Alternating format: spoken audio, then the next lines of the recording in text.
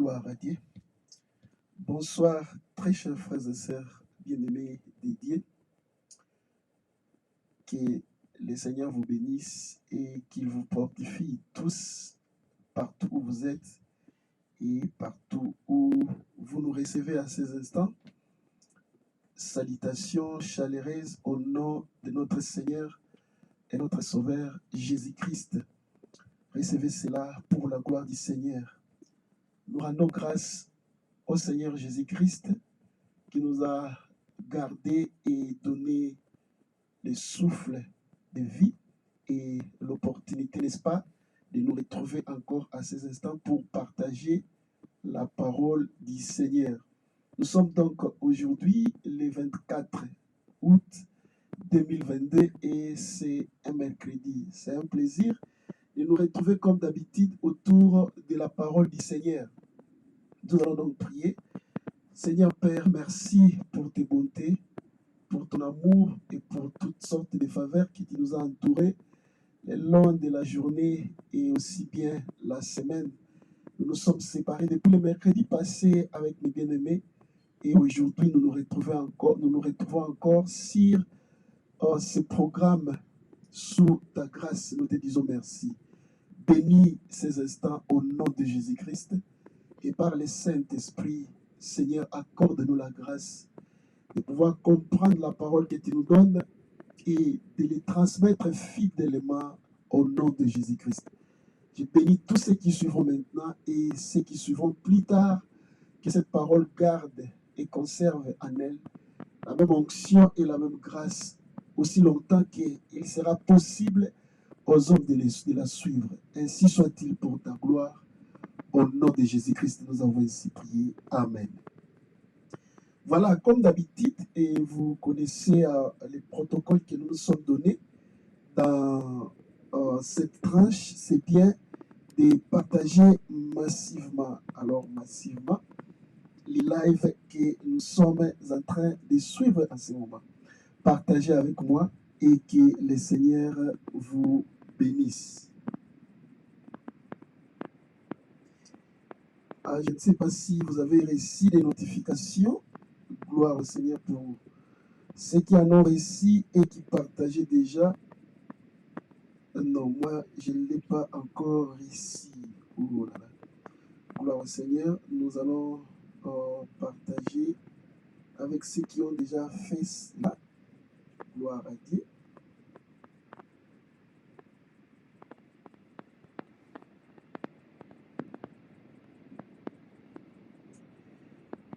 Gloire au Seigneur. Gloire au Seigneur.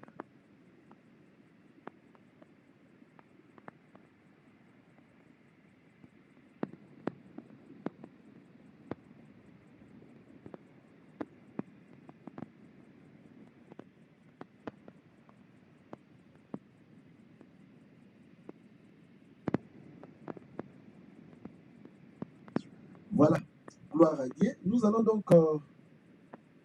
oui, merci ceux qui sont là et qui partagent. Que le Seigneur vous bénisse et qu'il vous donne sa grâce.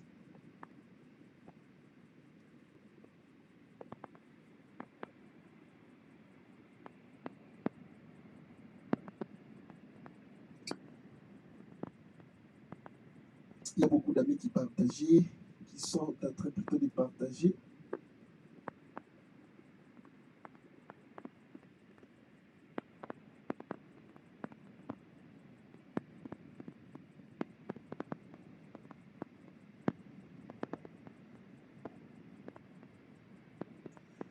Gloire au Seigneur, que le Seigneur vous bénisse, vous qui partagez massivement. Voilà et voilà.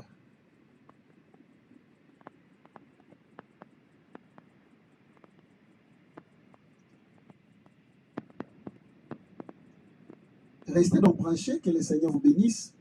Nous sommes en train de poursuivre notre thème depuis quelques semaines déjà. Nous sommes en train de parler de la marche dans la chrétienté.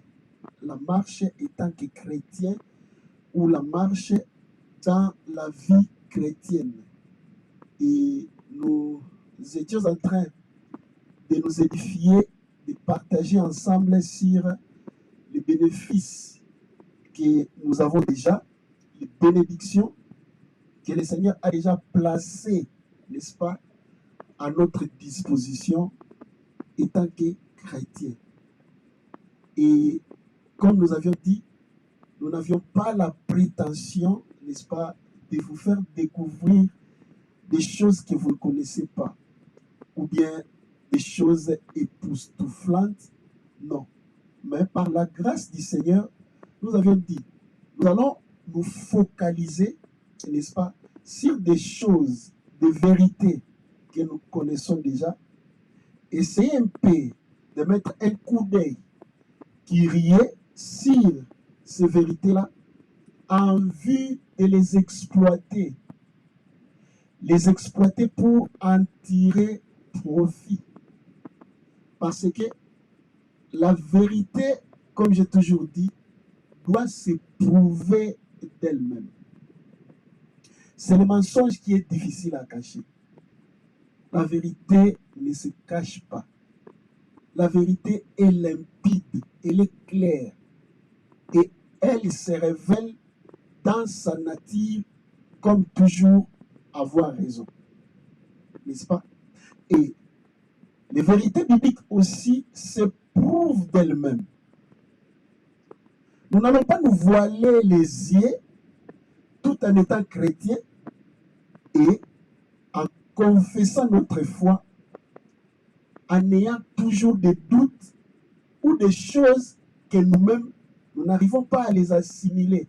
Et nous n'avons aucune preuve, n'est-ce pas, de conviction ou bien de preuves matérielles que ça fonctionne réellement.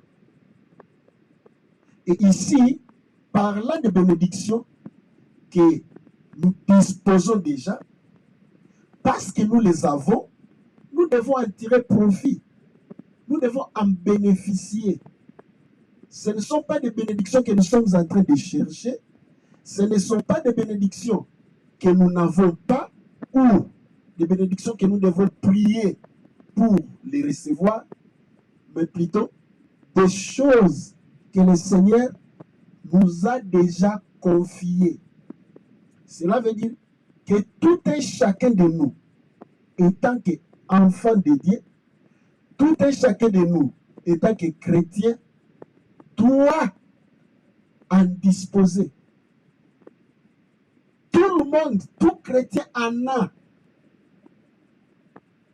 C'est à notre portée, c'est à notre disposition. Nous les possédons déjà.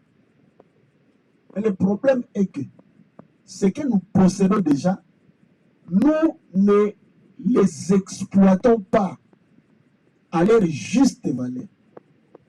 Et voilà, c'est ce qui fait que beaucoup connaissent le naufrage dans leur foi et qui perdent le goût de progresser dans leur vie chrétienne et aussi sombrer, n'est-ce pas, dans le désespoir et dans l'apostasie. Ce qui est vraiment malheureux, ce qui est vraiment misérable.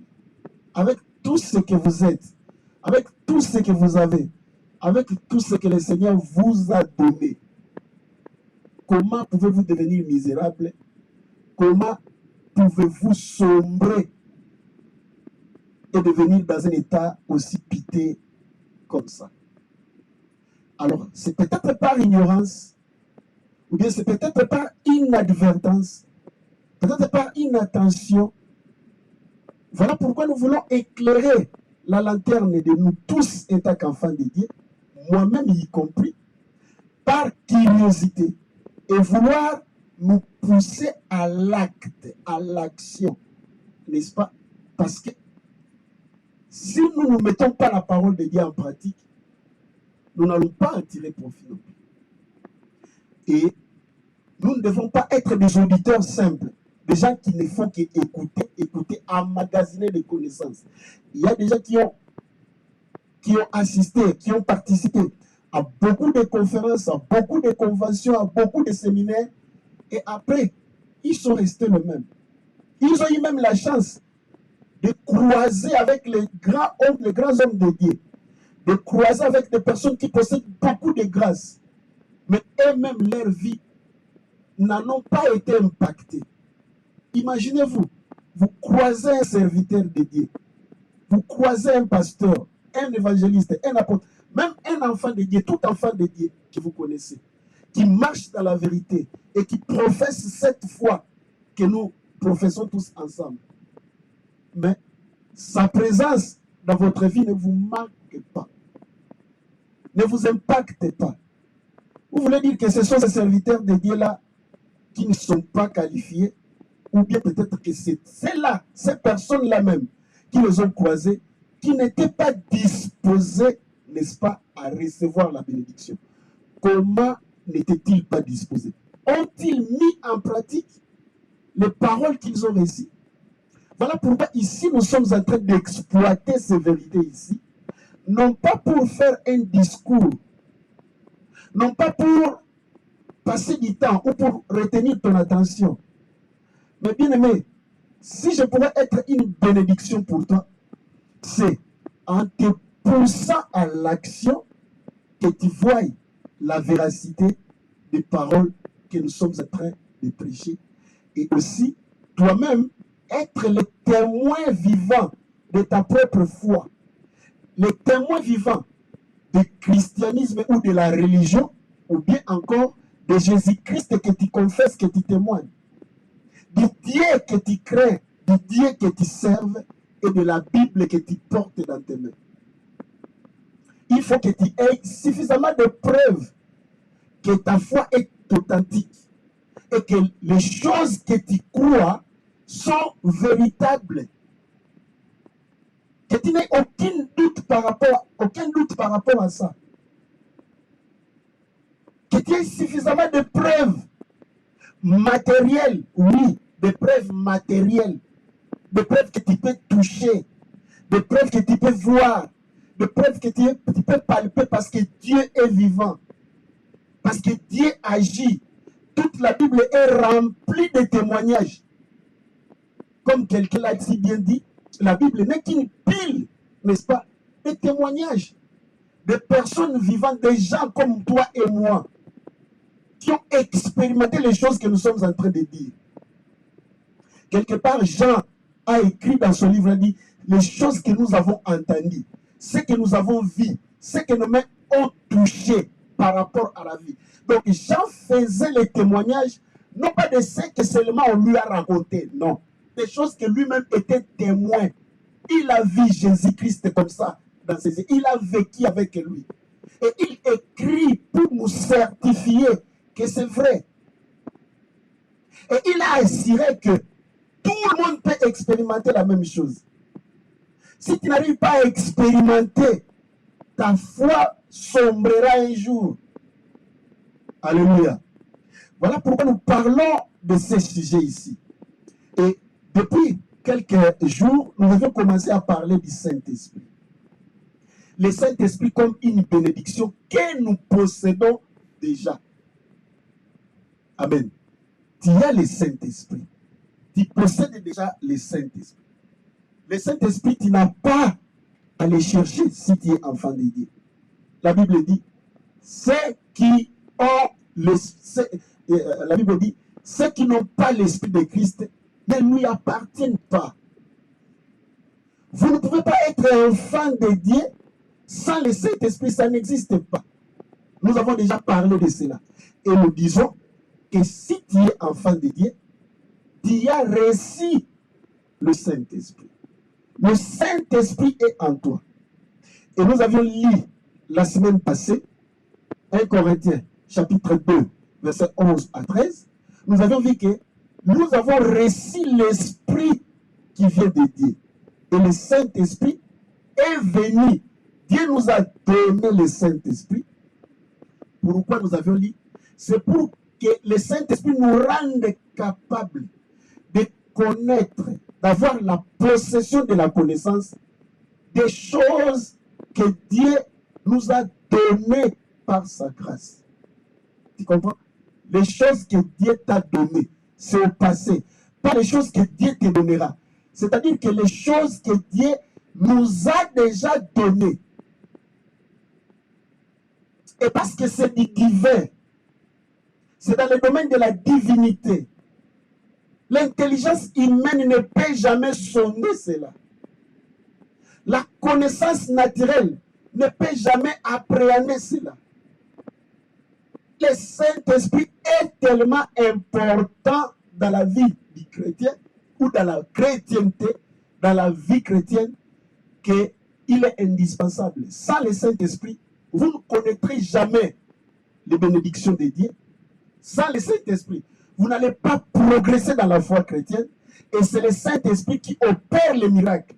C'est le Saint-Esprit qui agit. C'est le Saint-Esprit qui rend la vie chrétienne glorieuse. C'est le Saint-Esprit. C'est le Saint-Esprit qui nous utilise. C'est le Saint-Esprit qui met en toi les choses surnaturelles, la puissance, l'onction pour agir, pour manifester les œuvres du grand Dieu. C'est le Saint-Esprit. Alors qu'il est là avec vous. Il est là déjà.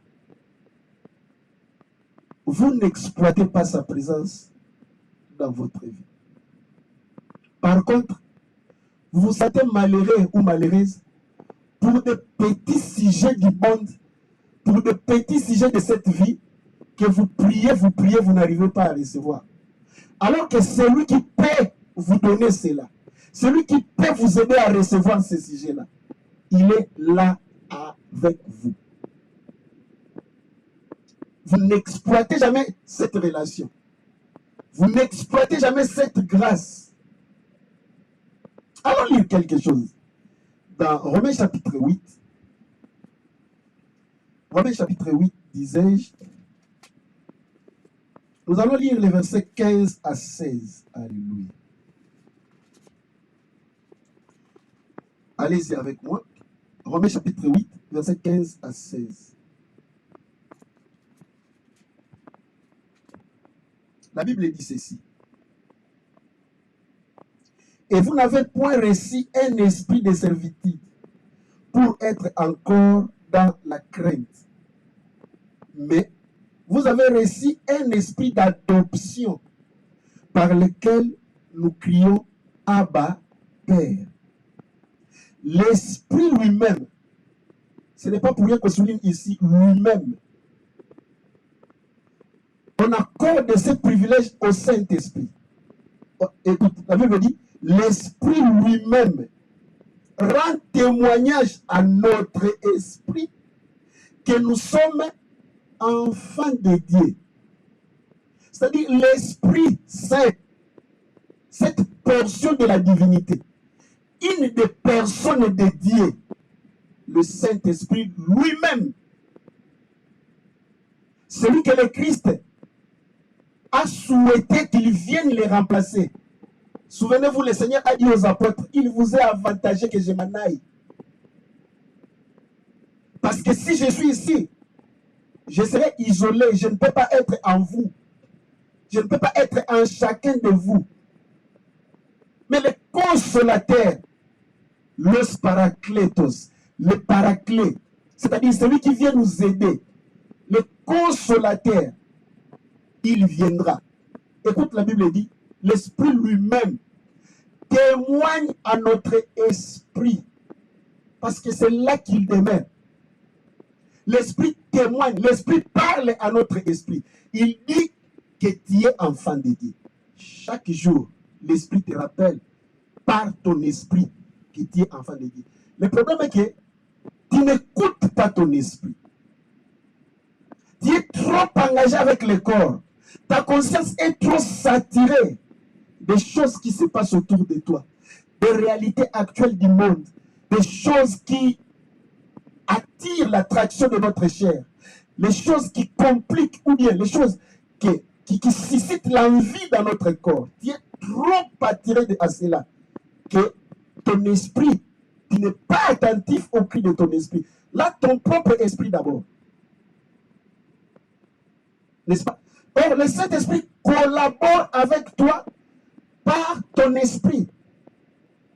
Et écoute ici, la Bible dit, le Saint-Esprit témoigne, rend témoignage. C'est-à-dire, le Saint-Esprit est en train de certifier, de rassurer, de confirmer à notre esprit que nous sommes enfants de Dieu. Quel bonheur,